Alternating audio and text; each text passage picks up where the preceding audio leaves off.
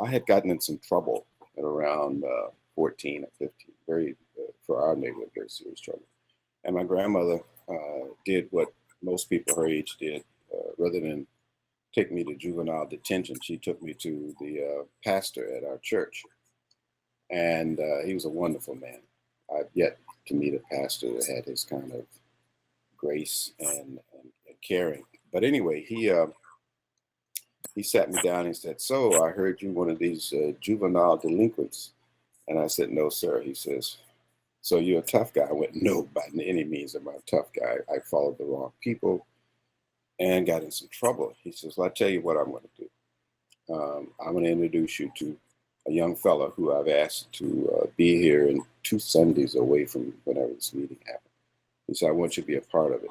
We're bringing in a Dr. Martin Luther King, and I want you to be his bodyguard for the day." And I was like, I had never heard of Dr. King. I said, "Okay." So myself and a young man who was doing very well in school, he was coming from a very good family, thrown together with me, sort of this kid that was certainly on the wrong side of what was happening in the community.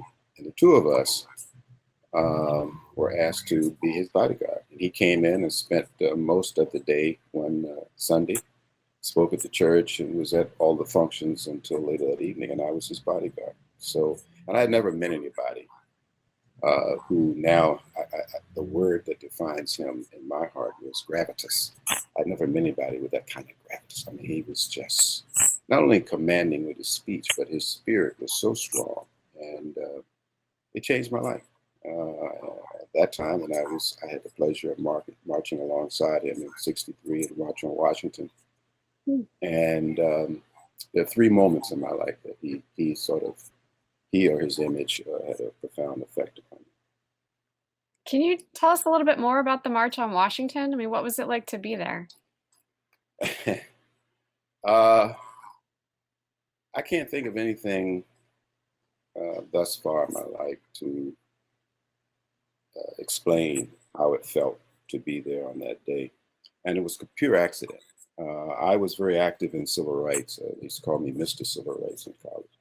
I was for a short time, I was president of the SNCC chapter in our community. We nicknamed it SCAD, Student Committee Against Discrimination, I think it was. And we were very active marching and being chased and dogs turned on us and all that. But I hung out at a barbershop. Our little headquarters was this barbershop called the Goody Goody Barbershop on Church Street, one of the most active streets in the Black community, the segregated community that I grew up in. And I was there one night. After a meeting, and one of the brothers who owned the Thompson brothers who owned the shop said, "We're driving up tomorrow to Washington. You want to go?" And I said, "Yeah." I didn't even know what was going on, to be honest with you. And I said, "Yeah." And he had an Austin Healey 3000. I would never forget, a little tiny car with he had the hood that, you can either convertible or you could put the hood on. So I climbed the two brothers and I jumped in the back of the Austin Healey and rolled up in the window. And we drove at breakneck speed and got to Washington about 5 that morning. And was laid out on the base of the Washington Monument. I fell asleep. And there were a few hundred people, but nothing big. And when I woke up, I was awakened by Peter, Paul, and Mary singing "If I Had a Hammer." And at that time, when I woke up out of this daze, there was several thousands of people surrounded. And all I could hear was "If I Have a Hammer." I kept saying, "Boy, if I had a hammer, I'd knock those guys out," because they woke me up from a bed, a little slight hangover. So we all got up and noticed the crowd, and the crowd kept going, and we began to move about. And it stayed that way all day, and you move with groups and groups and groups. And for a brief period, I had the pleasure of walking in the same group with A. Philip Randolph, who was one of the organizers, Dr. King, Roy Wilkins, and a few others. And split up. Of course, they were being guided with some other people. They went another direction. And I found a little tree right near the Lincoln Memorial, and I climbed up in this little tree. And that's where I was when he gave that incredible speech.